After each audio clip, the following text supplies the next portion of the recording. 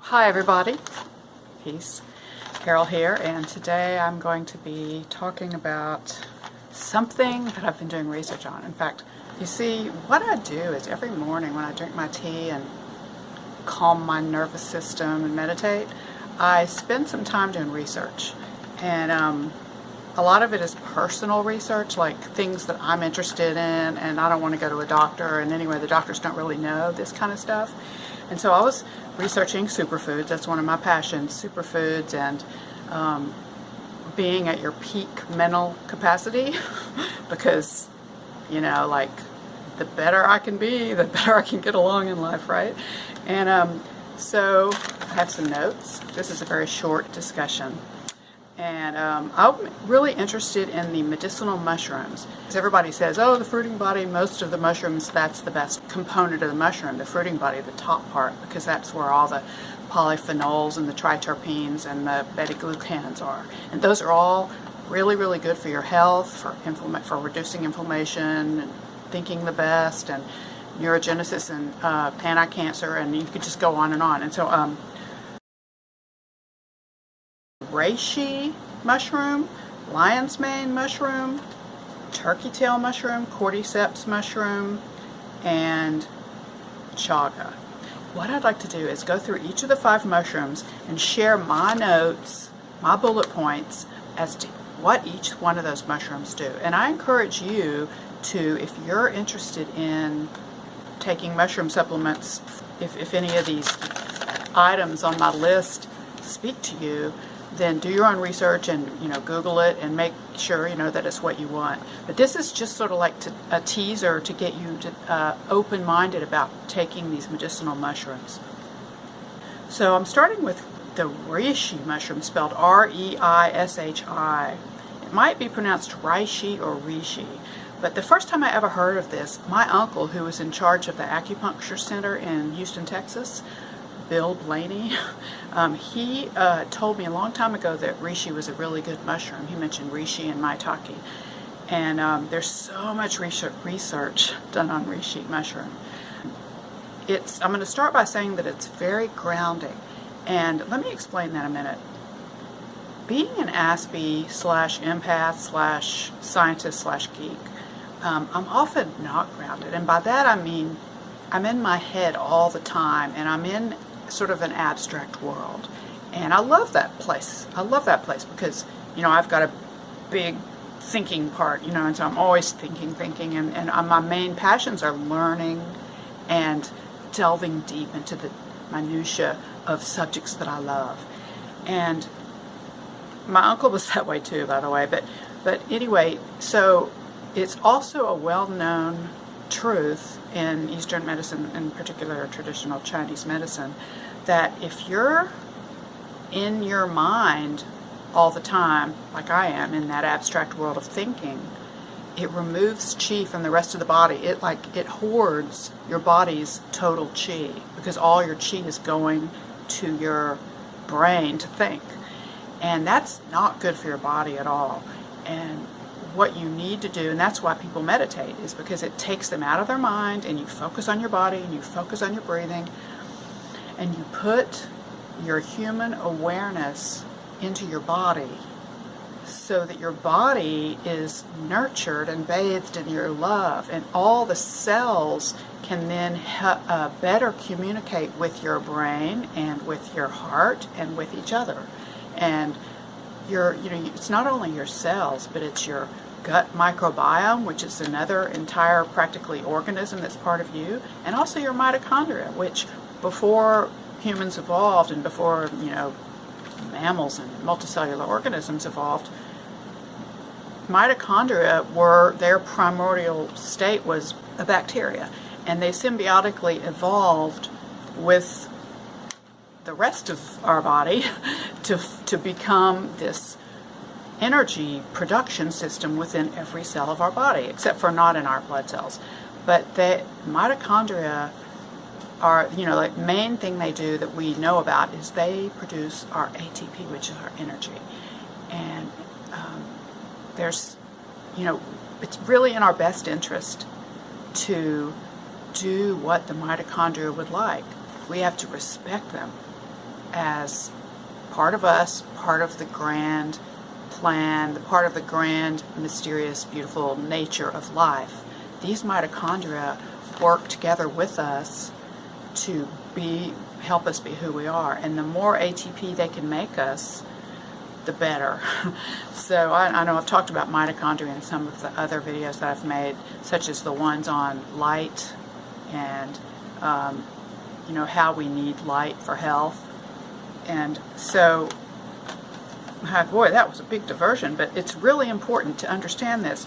And so we need that chi to go into our bodies so that the mitochondria and the gut microbiome and all our cells and our nervous system, everything can communicate with each other. And so Reishi helps you become grounded, and that's what that means. Yeah, your interconnection to the body and to the planet, all of that is part of being grounded. So have you ever, been out in nature and felt completely connected to nature, to your body, and your mind was quiet and you felt really good? That's what I mean by grounded. It's called the herb of longevity, reishi mushroom, in China, because, well, actually they call it the herb of immortality, but I would prefer the term longevity. And it helps strengthen and tone the heart. It helps with asthma. It helps with anxiety by reducing anxiety and giving you a calm feeling and helping to remove stress from your muscles. And it helps, now here's a really important thing, it helps with ADD, and that part of that is removing the monkey mind in your brain, helping the monkey mind calm down. And it also helps with mood. And that would make sense, because I notice when I'm in a good mood, I'm usually more relaxed and I'm not so tense, especially for me, it's right in the shoulder area or lower back. And if you're exposed to radioactivity, or you eat something from maybe Japan that's been radiated or something, it's supposed to help protect your body from that. And it helps with vitality. So reishi mushroom is something to consider. Now, I personally want to take reishi mushroom more than any of the other mushrooms because, 1, it reduces anxiety. 2, it helps me relax. 3, it makes me grounded. 4, it'll help with my ADD because of my monkey mind. It makes it really hard for me to focus sometimes. I can focus better than anyone in the universe if I'm alone, conditions are right, I'm feeling good, I'm working on a project I love. Oh my God, then I can just for hours, and I have to force myself to take breaks. Say if I'm working on a painting or something, or doing a research project, or writing a song, Okay, so that's all I'll say about reishi, my favorite mushroom. And I have been taking it for 2 days now, and actually on day 2, today, I'm making a video because I am feeling better. I'm feeling happier. I was kind of down for a while, and I'm not really sure why. Maybe because in BC where I am, summer comes kind of late and it's still cold, and I'm not used to that, so I'm not getting the sunshine that normally makes me happy. Well, I'll tell you what, this reishi really gave me whatever it needed, because I've been so happy all day. It's just like I'm back to me again. So that's all I'll say. That's my testimonial. Let's see if it lasts. But if that's it, I plan on taking it forever. Okay, the next one I'm going to cover is Chaga. And that's a mushroom from Russia. It's the most potent antioxidant on the planet in terms of antioxidants per gram. That's what is reported. And it's really good for the immune system, for gut inflammation, which I have an issue with, and that's why I want to take it, for gut inflammation. It helps reduce that. And if you search for Chaga and cancer, you'll see 200,000 papers, or maybe 300,000. Just hundreds of thousands of papers will come up on the internet about how it helps reduce, prevent, and so forth, cancer. So that's really awesome. Okay, 3, lion's mane. Okay, now here is where I think aspies and empaths and autistics and, or I should say someone with autism, someone with Aspergers, should sit up and take notice, and also ADD, because lion's mane is like amazing for mental health. And if you take lion's mane, it helps with memory, number one. It helps with neuroplasticity and neurogenesis. Well, neuroplasticity is the ability of us to change the way we think, and also to change the structure of our brain depending on what we think and what we do and what we eat. So, diet, lifestyle, and thoughts change your brain. It actually can change, like if you take up the piano and you work on the piano for a long, long time, part of your brain will actually get bigger. And so that's called neuroplasticity. So it's a myth that your brain doesn't change after a certain age. You can always change your brain. And so this helps with that. And then neurogenesis also is part of the neuroplasticity because it helps new neurons form. And it increases the myelin sheath, which is the brain being part of the nervous system. The nervous system itself, every nerve apparently has a myelin sheath around it that protects it. Well, this helps to increase the myelin sheath, and so it's good for MS, because MS is a disease where the myelin sheath breaks down, if I'm not mistaken. It also helps not only with MS, but with Parkinson's and dementia and ADD, so and autism. So it's the reason I want to take it is because of the ADD, the autism, the neuroplasticity, the neurogenesis. I have a feeling my myelin sheaths are thin because they protect the nerves, and I'm so sensitive to little stressors that I figure it can't hurt to make my myelin sheaths really strong and robust, so I can like take that odor from that car exhaust and not get sick immediately, like I can take louder noises. I'll be able to handle stressors to my nervous system. So lion's mane. And turkey tail is the next one, number 4. Turkey tail is most known for helping the liver, to help the liver detox and be healthy, and its anti-tumor ability is why Japan routinely gives turkey tail to people that are going through chemo, because it really helps you recover more quickly, and it has the anti-tumor ability.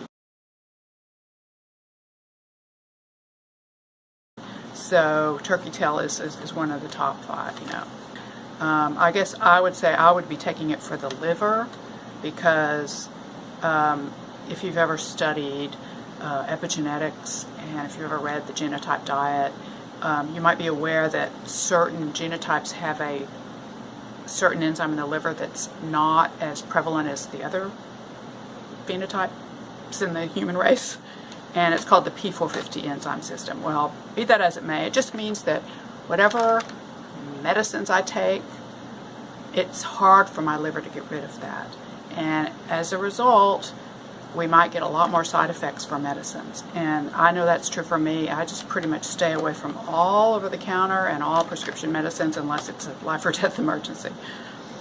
Now, the last one is number 5. It's called Cordyceps. And I kind of consider this the athletic mushroom because it helps restore your, what's called in Chinese medicine, Jing. And that's like the kidney/adrenal energy. And they consider it the chi of life, like the primordial life that gives you chi, life, metabolism, information exchange, growth, happiness, bliss, existence. Okay. So it restores that. How does it do that? Well, let's just talk some specifics that are reported in the literature, as are all these points that I've been saying. They're all reported in the literature, Western literature, using the scientific method and peer-reviewed work. The Cordyceps mushroom helps with altitude sickness. In particular, it opens the lungs in a way that helps get more oxygen to the cells. Whew, this is like awesome, because this is what makes me want Cordyceps, and that's why it's number 2 on my list. If I could only pick 2, well, actually 3, I would pick lion's mane, reishi, and Cordyceps as my favorites, just because of that. I feel like I need more oxygen in my cells. It also helps reduce lactic acid buildup after a workout. And I do know that I get sore a lot. Like, I don't know, if I go on a walk all day, you know, then I might have cramps or something, or muscle soreness. So, you know, lactic acid buildup, yeah, that really causes pain. So I don't want that. It reduces stress and it gives you more stamina. So that's the Cordyceps. Now, I'll just summarize by reminding you that the mushrooms, all of these mushrooms, the reason they work so well is they're superfoods, and they have not only high concentrations of antioxidants, but they have polysaccharides, triterpenes, beta-glucans. So they also have a lot of other things. I have a little sort of like poem. See, I was born in Texas, and so I've always said poem, but everybody else says poem, even my children. And so I have to remember to say poem. But now, on the other hand, when I go up north and everybody says guacamole, I just think they're so ridiculous. It's guacamole, guys. Anyway, it's so funny when you meet people from different regions and you can laugh at each other and have fun. So, where's my little poem? Where is my poem? Okay, how to remember the nootropic effects of mushrooms, medicinal mushrooms. Lion's mane for my brain. Reishi equals Reiki, because they're spelled similarly. And Reiki, if you didn't know, it's where you do hands-on healing.